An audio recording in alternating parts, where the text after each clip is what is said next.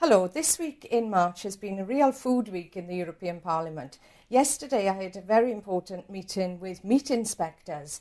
There is a proposal to privatise the meat inspection service, which of course would be a very big issue for us in Wales. It's very important in terms of food safety and ensuring that our food is of the very best quality. Unison are running a campaign on this and I've given them my total support. The other issue we voted on is food labelling.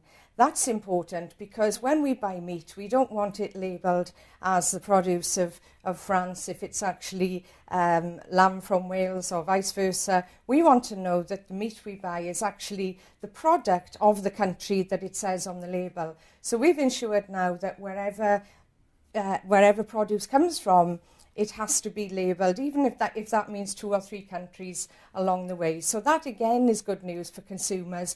People want to know where the food they buy came from, where it was a week ago. And all of these things that we are doing on food in Parliament is very important to consumers. I know that from the number of letters that I get.